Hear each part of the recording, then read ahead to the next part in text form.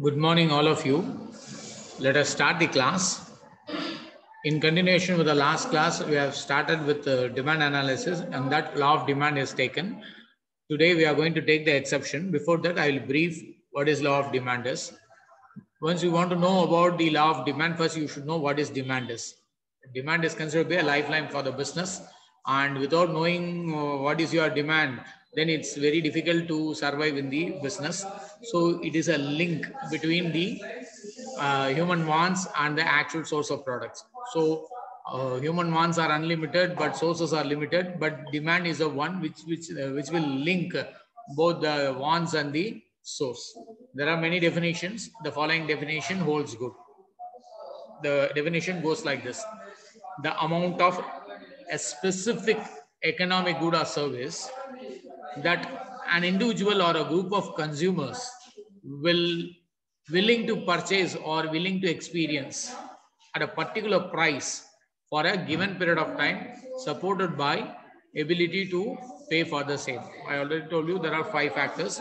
One is you tell about the specific economic good and services. Number 2 is individual or group of consumers. Third one about the goods and services, willing to purchase for goods and willing to experience is a service. So that's a third factor. Fourth factor is a price at a particular price. Then the fifth factor, time perspective for a given period. Then supported by the ability to pay for the same. Ability to pay, this is the sixth element. So if you keep in mind these 6 elements, what are they? Economic goods and services, consumer goods and services, price, time, and ability to pay. These are the 5 keywords, 6 keywords for the definition. Once again, I will read for your sake. The amount of a specific economic good or services that an individual consumer or a group of consumers willing to purchase or willing to experience at a particular price for a given period of time, supported by ability to pay for the same. This is a definition. So there are 2 types of demand. One is individual demand and market demand. So before knowing what these 2 types, first you should know what are the factors which will influence determinants of demand. First of all, the price of the particular product, then the price of the related product. What are the related products? It may be substitute goods, it may be complementary goods. Then income of the consumer, that is the economic status of the consumer, that decides. Then the taste and preference of the consumer about the product, and advertisement expenditure. Apart from these, there are many other factors which will demand. All psychological factor, technological know-how, and emergency or any urgency, all these things also influence the demand. So based on these, we have constructed 2 types of demand. One is called individual demand, another one is market demand.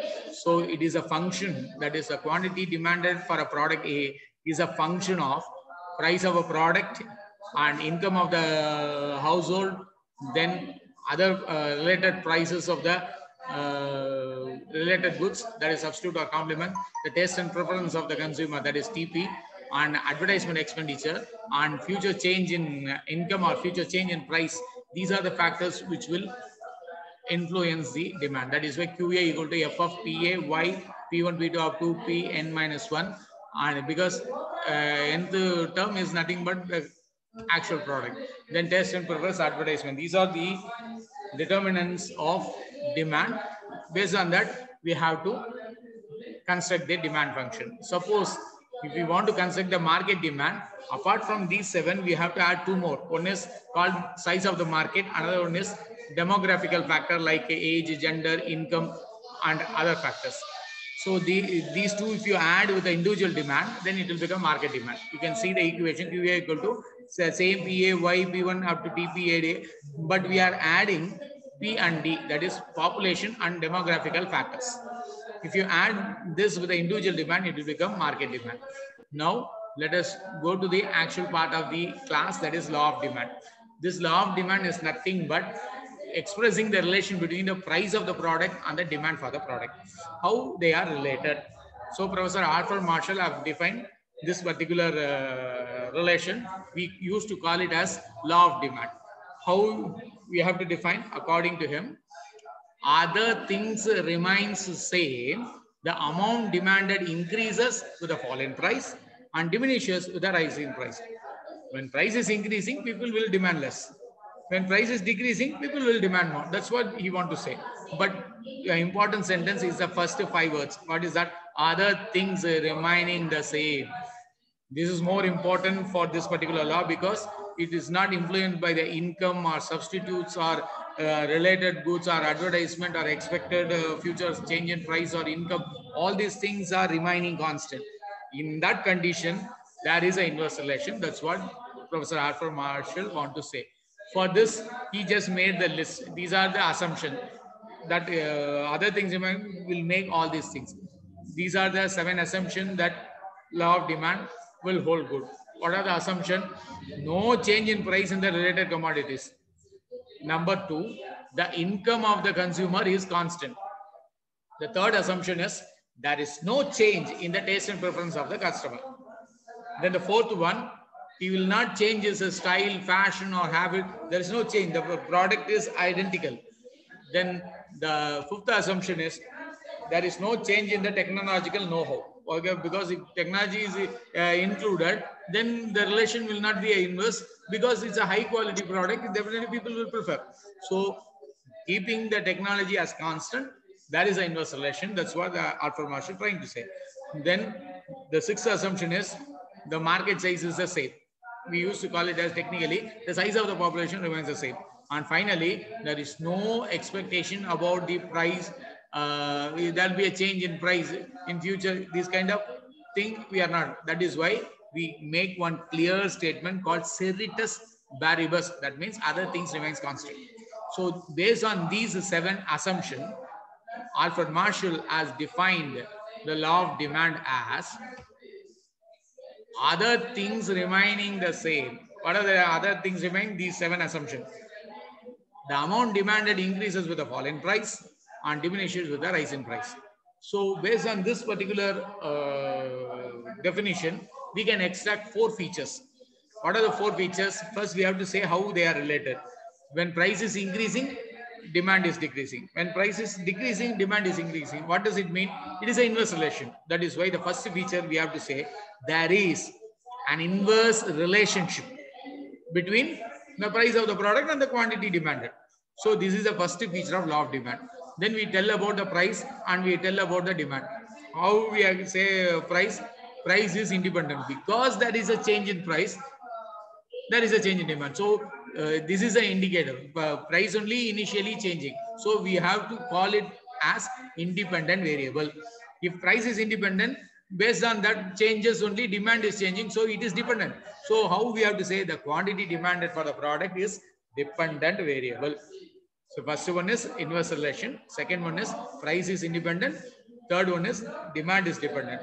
Finally, you conclude with the fourth feature. This is more important feature. Ceteris paribus. What does it mean? Other things being equal. There is a possibility there will be a separate section A question. What are the features of law of demand? First, you have to define. According to Alfred Marshall, other things being equal, the amount demanded increases with the fall in price, diminishes with the rise in price. After writing that definition, you have to write these 4 features, then you can secure full marks. Based on this feature, the next one, we have to draw that demand curve.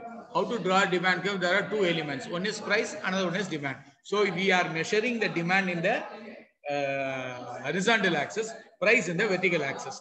Suppose price is PO. Then what is the quantity? It's QO. So there will be one particular line. Suppose the price decreases from PO to P1, then the demand increases to Q0 to Q1. So there is a right shift. So if we connect these two, we can get one curve called demand curve sloping downwards from left to right. So demand curve, if you say how it will be, it will slope downwards from left to right. Why? Because of some reasons. What are the reasons? Price effect, income effect, substitution effect, law of diminishing marginality, change in preference, futures on technology. Because of these reasons, the demand curve slope downwards. Now let us start with the exception. Today's class is exception only. So far I have briefed what we studied in the law of demand. This question you can expect as section B, confirmed question. Why? Because there are more cases there is an exception to law of demand. Why? How we can say it is exception when there is no inverse relation, then we have to call it as a exception to law of demand. For consider a salt. Salt, if you take, how much you will buy for a month? It may be 1 kg. Suppose the prices get doubled. Are you going to consume 2 kgs in a month? Definitely not. Why? Because the same consumption we need. Suppose people are giving free of cost. Whether you are going to consume more or consume less? No. The same 1 kg for a month is needed. So this is called Giffen paradox. Why it is called Giffen paradox? Because Sir Albert Giffen have given this particular concept. The consumption of inferior goods is exception to the law of demand, because the law of demand will not hold good. Why? Because there will be a minimum consumption will be there. So suppose define Giffen paradox means, first you have to say it is exception to law of demand, first sentence. Second one, Sir Robert Giffen have given this particular concept. Why? What he is saying? Consumption of inferior goods is not coming under the purview of the law of demand. Why? Because in that the product and the price is not having the inverse relation. The demand and price are not having the inverse relation because the demand is autonomous. Irrespective of price, you will consume certain things, certain consumption. That is called Giffen paradox. This is in case of inferior goods. Suppose in case of necessary goods, like rice, wheat, ரெகுலரா சாப்பிட்ற சாப்பாடு, மாசத்துக்கு 10 kilo அரிசி தேவைன்னா விலை எவ்வளவு கம்மியா இருந்தாலும் ஜாஸ்தியா இருந்தாலும் அந்த 10 கிலோ தேவைதான். Suppose if the price is decreasing, we cannot consume 20 kgs. When price is increasing, we cannot starve. So that minimum consumption should be made. It is exception to law of demand. So this is the second case. The third one is in case of luxurious goods like platinum, gold, Rolls-Royce car. When the price is increasing, the demand will also increase. Both are moving in the same direction. There is no inverse relation.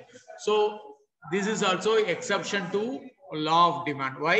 There is no inverse relationship between the price of the product and the demand for the product in case of luxurious goods like gold or platinum. So it is exception to law of demand. Who told this? Professor Veblen. So this particular concept you used to call it as a Veblen effect. Suppose what is Veblen effect? You have to say it is exception to law of demand. Professor Veblen have given one example for exception to law of demand, that is called Veblen effect, which is the correct statement. In case of consumption of luxurious goods, there is no inverse relationship between the price of the product and the demand for the product. For example, consumption of gold. When price is increasing, people will demand more because it is a sign of prestige. It's an asset. Apart from these exception, in case of emergency or in case of urgency, people will not think about the inverse relationship between the demand and the price, because of that urgency they will consume irrespective of the price. So it is exception to law of demand. Apart from that, there are few other exemption also there. Like suppose if the consumer is having more interest in particular product, his taste and preference with a particular product, he will not bother about the price. Irrespective of the level of price, he will make one autonomous consumption. That is why when taste and preference is considered as a factor, the law of demand will not hold good. Similarly, if there is a change in fashion, style, or trend, all these things, it is exception to law of demand. So these are the some of the exception to law of demand. There will be a confirmed section B question. How you have to answer? First, you have to define what is law of demand. Law of demand is other things being equal, the amount demanded increases with the fall in price and diminishes with the rising price. Then in the next para, you have to, there is an inverse relationship between the price of the product and the demand for the product. There are some cases where this inverse relationship will not hold good. When it is first one, necessary goods. consumption of rice, law of demand will not hold good. Consumption of salt, that is inferior goods. In case of inferior goods, it is exception. Why? Because there will be autonomous consumption irrespective of price. Third one, luxurious goods. When price increases, demand also increasing. So demand is not decreasing. So it is exception to law of demand. Similarly, in case of emergency, law of demand will not hold good. In case of consumer taste and preference, the law of demand will not hold good. Finally, if there is a change in trend, style, or fashion, people will not bother about, they will not connect the price with the demand. So these are the exception to law of demand. One more important question in this chapter is why demand curve slopes downwards. It's a confirmed question in section A. I will show it. So there are 6 reasons that you should write. Why demand curve slope downwards? I already told you demand curve, how you have to draw. Quantity demand should be measured in the horizontal axis, price should be measured in the vertical axis, and if you draw a curve, you can get the demand curve. That demand curve slope downwards. Why it is sloping downwards? Because of 6 reasons. What are the reasons? Price effect, income effect, substitution effect, then law of diminishing marginal utility, new customer for the product, and multiple use of the same product. These are the reasons why demand curve slopes downwards. So there will be a separate section B question with the law of diminishing marginal utility and price effect. In the subsequent classes, definitely the future, definitely I will share all this material during the 4th unit of managerial economics.